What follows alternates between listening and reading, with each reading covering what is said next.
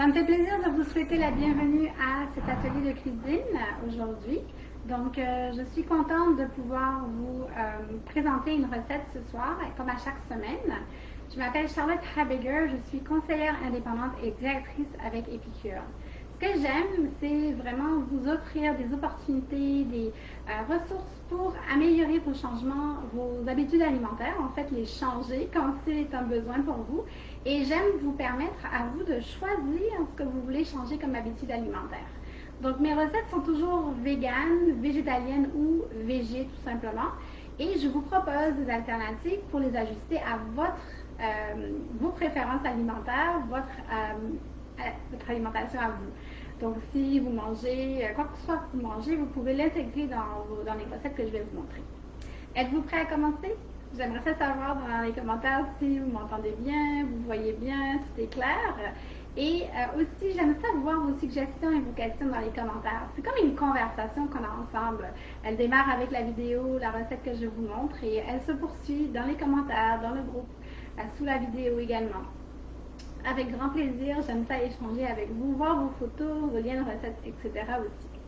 Donc aujourd'hui, on va regarder comment faire un pain aux bananes avec que les ingrédients à base de plantes, c'est-à-dire qu'il n'y a pas de produits animaliers, il n'y a pas de gluten non plus en réalité, parce qu'on va utiliser les produits Épicure. Les produits Épicure n'ont pas de gluten. Alors on va commencer. Ce que je vais faire aujourd'hui, c'est un pain aux bananes avec le mélange fait pour par Épicure.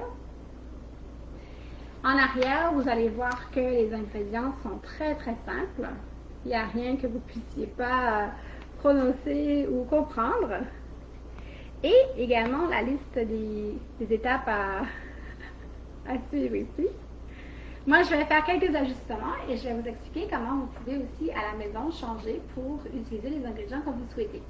Donc, pourquoi j'utilise Épicure, c'est que pour manger sainement, idéalement, c'est d'éliminer les produits chimiques. Moi, je suis une biochimiste de formation.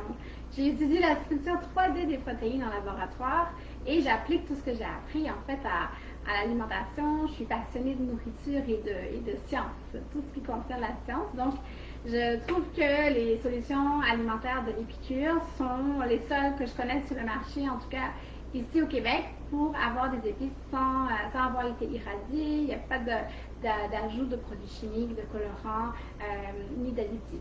Puis comme c'est pas dans du plastique, ben en fait, ça permet de ne pas avoir besoin d'agents de conservation, puis il n'y a pas de plastique qui réagit avec non plus.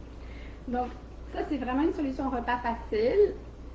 Il y a besoin de très peu d'ingrédients à l'intérieur. Ça prend quelques minutes. C'est même mes enfants qui ont 13, 15 et 20 ans qui font l'habitude de les recettes chez nous pour tout ce qui est dessert. Moi, j'en prends des fois au déjeuner ou ça peut être aussi la collation, dessert et déjeuner. Donc, je vais vous montrer comment le faire. Moi, je vais l'ouvrir avec nos super nouveaux couteaux de cuisine ciseaux de Épicure. Je trouve vraiment pratique pour ouvrir les paquets, comme ça, j'en perds pas. La façon que je le fais, c'est que je vais suivre la recette, je vais vous expliquer les modifications que vous pouvez faire selon ce que vous avez à la maison ou ce qui n'est pas disponible. Donc, premièrement, on va utiliser 2 bananes. Je pense que c'est la partie de la recette qu'on ne peut pas vraiment substituer, n'est-ce pas? On ne peut pas la faire sans banane, à moins que vous ayez des suggestions de quoi remplacer les bananes dans un pain aux bananes. C'est un peu ma spécialité, les recettes impossibles, donc pourquoi pas. Alors, on vous dit de prendre 2 bananes mûres. Honnêtement, moi, je prends ce que nous avons à la maison. Puis, des fois, je les fais congeler aussi, les bananes, pour pouvoir les récupérer. Si on les fait congeler, ben, ça écrase toutes les cellules dedans, donc ça devient plus facile à écraser pour la recette.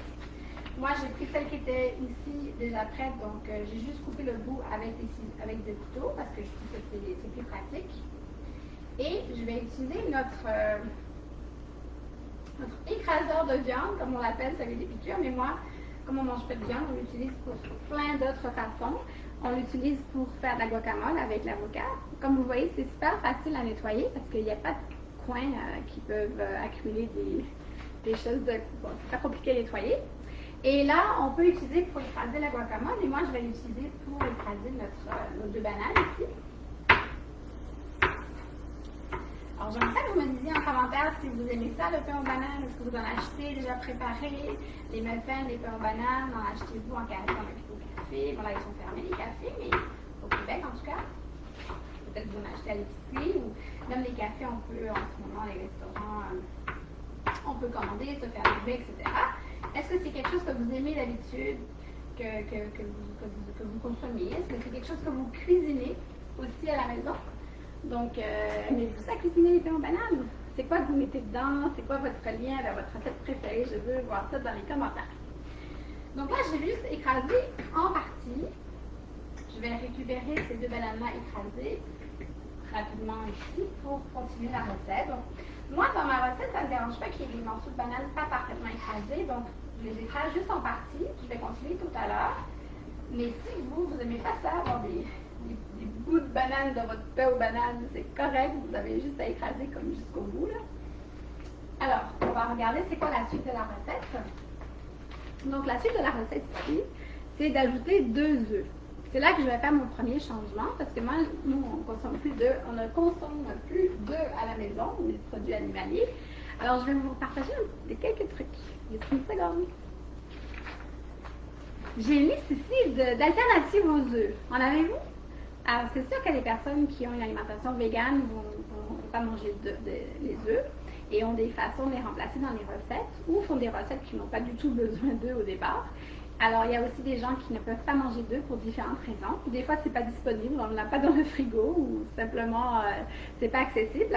Alors, j'ai une liste ici de façons qu'on peut les remplacer. Je vais vous les lire. Et on peut remplacer avec, selon ce qu'on fait. Donc, ça dépend si on fait un gâteau, est-ce qu'on fait des biscuits, est-ce qu'on fait une quiche, un repas salé, un dessert. C'est sûr qu'on va changer avec quoi on remplace les œufs. Puis ça va vous prendre aussi des tests, quelques tests au début, 1 ou 2, juste pour voir si la texture vous plaît, le goût. Une fois que vous avez testé la recette avec un substitut à la place des œufs, que vous savez que ça fonctionne pour vous, bien, vous pouvez le partager, puis ça fonctionnera en tout temps pour vous, cette même substitution-là. Alors, vous pouvez remplacer avec du fécule de maïs, par exemple, avec du yogourt, mais du yogourt soit avec du soya, du tofu écrasé aussi. Vous pouvez le remplacer avec de la banane écrasée. On ne le fera pas là parce que sinon il n'y aura que de la banane dans notre pain aux bananes. Vous pouvez le remplacer par certaines formes d'huile aussi, ça dépend de la recette que vous faites. Et de l'huile végétale avec du vinaigre. Aujourd'hui, je vais utiliser un autre substitut aux œufs. Est-ce que vous le connaissez? Je vais utiliser mon bol à mesurer. On a des petits bols à mesurer qui ont les mesures dessus. En fait, ce sont des bols de préparation qu'on les appelle avec Épicure. Ils ont des préparations, des mesures dessus, tout simplement. Alors moi, j'ai besoin de remplacer mes œufs par 1/4 de tasse de compote de pommes. Eh oui, chez nous, on remplace les œufs par la compote de pommes. Donc, idéalement, de la compote de pommes non sucrée, mais en réalité, je prends celle qu'on a à la maison tout simplement. 1/4 de tasse de compote de pommes remplace un œuf. Essayez-le dans votre prochaine recette et dites-moi ce que vous en pensez. Donc, comme il me faut 2 œufs, il me faut 2 fois 1/4 de tasse, ce qui fait une demi-tasse. Ah, on fait des maths en même temps. Vous devriez faire calculer par les enfants, ça leur fait apprendre sur plusieurs temps en même temps. Donc là, je vais mettre une demi-tasse de compote de pommes pour remplacer les 2 œufs de la recette. Je le fais dans mon bol de préparation parce que ça m'évite d'avoir beaucoup de vaisselle. Je trouve ça très facile à nettoyer et économique, écologique également de réduire sur la vaisselle. Ensuite, il faut 1/3 de tasse d'huile. Je mets de l'huile d'olive dans le même bol de préparation, comme je disais, moins de vaisselle. Et vous pouvez utiliser l'huile que vous avez à la maison. Et des substituts d'huile aussi, il y en a. Vous pourriez même utiliser de l'eau, mais à ce moment-là, vous allez être obligé de mettre de l'huile dans le moule pour faire cuire, parce que moi, tantôt, ce que je vais vous montrer, c'est qu'on n'a pas besoin d'huile dans le moule. Mais si on n'a pas dans le mélange, peut-être que dans un des 2 endroits, il vous faudra quelque chose de gras ou d'équivalent. Alors, je mets 1/3 de tasse ici d'huile avec mes bananes écrasées, avec la compote de pommes qui remplace les œufs. Et qu'est-ce qui manque? Il manque le mélange. Alors, je vais ajouter le mélange ici. Tout simplement. Et là, je vais mélanger. J'aime bien utiliser un petit peu mon écraseur, là. Puis là, je vais vous demander, vous, quand vous faites votre pain aux bananes, quand vous l'achetez, qu'est-ce que vous aimez? Aimez-vous un gros pain aux bananes où tout le mélange est mis dans un seul bloc? Aimez-vous des petits pains, comme des petits gâteaux, des petits, des petits plaisirs, des collations. Aimez-vous ça sous forme de muffin? Qu'est-ce que vous aimez, vous, quand vous mangez un pain aux bananes ou une autre recette sucrée, là, de ce genre-là? Qu'est-ce que vous aimez? Pour ça, le pain aux bananes, vous pouvez le faire dans des moules à muffin. Vous pouvez le faire dans différents moules. Je vous dirais même qu'on pourrait faire des gaufres avec le mélange de pain aux bananes. Si on ajoutait du lait végétal, par exemple, on pourrait faire des gaufres pain aux bananes. Alors, je voulais savoir comment vous, est-ce que vous le consommez, le pain aux bananes? C'est quoi? Dans quoi vous le faites cuire, je veux dire, plutôt? Alors là, je vais continuer à écraser un peu ici. Je peux prendre une fourchette ou là, je voulais vraiment juste le faire rapidement, là, écraser. Je vais terminer ici. Je vais vous montrer les différentes façons que moi, je les fais cuire à la maison. Donc, on le fait. C'est le fun, hein, parce qu'on peut reprendre la même recette, le même sachet qui prend 5 minutes à préparer, puis on peut le faire dans des moules différents. Du coup, on a l'impression que c'est comme des produits différents. C'est ça qui est cool. C'est ça qu'on aime chez nous, c'est faire varier les recettes, mais on n'est pas obligé de tout le temps faire varier les recettes non plus. On peut simplement modifier dans quoi on le fait cuire. On dirait que la forme, hein, ça modifie le goût. C'est spécial, hein? On dirait que ça goûte meilleur dans certaines formes que d'autres. Alors, j'aimerais ça que vous mettiez en commentaire les recettes que vous aimez pour le pain aux bananes. C'est quoi que vous faites, vos photos, qu'on s'échange des idées ici, là. Parce qu'on a besoin de ça en ce moment, surtout, d'avoir des idées, des astuces, des recettes. J'aimerais ça aussi savoir ce que vous faites. Si vous avez des questions pour moi, des suggestions aussi pour des prochaines recettes à faire ensemble. Donc là, on fait un poulet, parce que j'ai fait la dernière fois, un pain aux bananes, mais sans gluten, pain aux bananes sans gluten et sans produits animaliers. Mais honnêtement, c'est vraiment un des meilleurs pains aux bananes que j'ai mangé de toute ma vie. Et puis, il est tellement sain qu'on pourrait en manger une tranche au déjeuner, on peut en manger à la collation. Chez nous, il ne dure pas longtemps, c'est vraiment facile. On peut aussi, si vous voulez, faire plusieurs d'avance, plusieurs portions d'avance. Puis vous pouvez les congeler. Vous pouvez les congeler pour les utiliser plus tard. Si vous n'avez pas beaucoup de personnes à la maison qui en mangent, vous pouvez aussi faire juste la moitié d'un sachet. Tout est possible. Donc moi, j'ai fini de mélanger. Comme je vous disais, ça ne me dérange pas qu'il y ait des petits morceaux de banane. J'aime bien ça, en fait, quand je mange mon pain aux bananes. Mais si vous n'aimez pas ça, attention de bien tout écraser jusqu'au fond. Donc, moi, la façon que je vais le faire aujourd'hui, parce que je vous ai dit qu'on pouvait le faire de plusieurs façons. Je vais vous en montrer deux autres après. Mais la façon que je vais le faire, moi, aujourd'hui, c'est avec nos moules à petits pains de Épicure. Je les adore, ils sont cute, ils sont petits. On est 4 à la maison en ce moment, donc on aura chacun une portion. Et je trouve que le sachet, quand je fais le pain aux bananes, il rentre exactement dans les 4 petits moules à pain. Donc, c'est facile, on peut les mettre au four régulier. On peut, sur une plaque, c'est plus facile. Bon, c'est plus facile à manipuler, mais c'est facile, léger, facile à nettoyer aussi. On peut le faire au micro-ondes aussi. Le pain en banane le nôtre se fait en 8 minutes au micro-ondes. Vous voyez que c'est facile, c'est que quand on a fini de faire cuire, on peut juste retourner. Pour laver aussi, c'est très facile. Donc là, je vais le faire comme ça. Je vais faire les 4 portions de pain aux bananes. Ça va aller au four, donc le four micro-ondes, c'est 8 minutes. Puis le four régulier, c'est 40 minutes. Donc, moi, je fais très vite. Hein, l'aspect final a peu d'importance chez nous. Vous pourriez ajouter d'autres éléments sur le dessus. C'est pas obligatoire. Je vais vous montrer un mélange d'épices que vous pourriez utiliser sur le dessus dès que j'ai fini ici. J'aimerais savoir, vous, est-ce que vous ajoutez autre chose à votre pain aux bananes? Est-ce qu'il y a des choses que vous aimez en particulier? Des goûts, des ajouts. J'ai vu des pains aux bananes aux fruits. J'ai vu des recettes de ça cette semaine. Donc, pour ça, je vais utiliser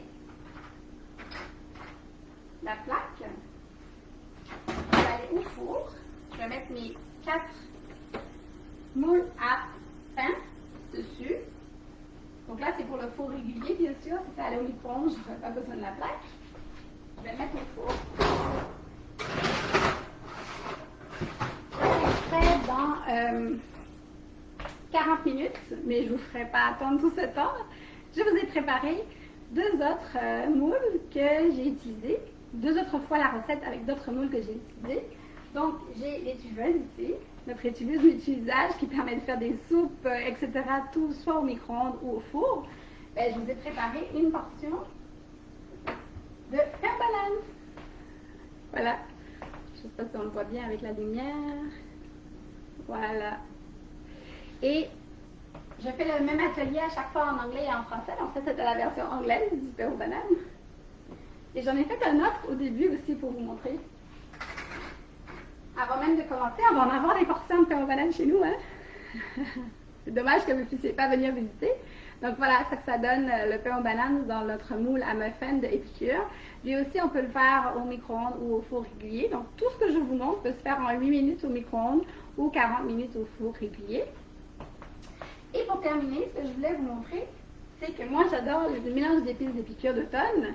Donc un de mes préférés des dernières années, c'est tarte aux pommes. C'est un mélange avec de la cannelle et d'autres épices. Puis je ne sais pas si vous saviez, mais quand on achète des aliments avec de la cannelle ou de la cannelle vraiment moulue, etc., premièrement, quand c'est moulu, il peut y avoir de tout dedans. Il vaut mieux pas en prendre du moulu dans les commerces habituels. Et en plus, ce qui est vendu qui s'appelle cannelle, souvent c'est une autre espèce d'écorce d'arbre. Et c'est pas tout à fait vraiment de la cannelle comme on s'attendrait. Alors que celui d'Épicure, c'est de la vraie cannelle. Quand on le sent, là, ça fait toute la différence. Ça dure vraiment longtemps, c'est pour ça que j'en ai d'une autre année, des autres années. Et c'est vraiment la cannelle, l'écorce, l'espèce que nous on appelle réellement cannelle. On le sent, on le goûte, puis il n'y a pas d'ajout de produits autres, parce que c'est sans gluten, sans agent de conservation. Il y a juste, dans celui-là, il y a de la cannelle et d'autres épices. Donc je voulais vous montrer mon préféré. J'en ai mis un peu sur les muffins aux bananes. Vous pourriez en mettre sur votre pain aux bananes. Donc, partagez-moi vos astuces. Ça m'a fait vraiment plaisir de passer ce moment avec vous. J'ai hâte à la prochaine fois. Dites-moi qu'est-ce que vous voulez voir dans mes vidéos et je vous souhaite de bien vous porter. À très bientôt!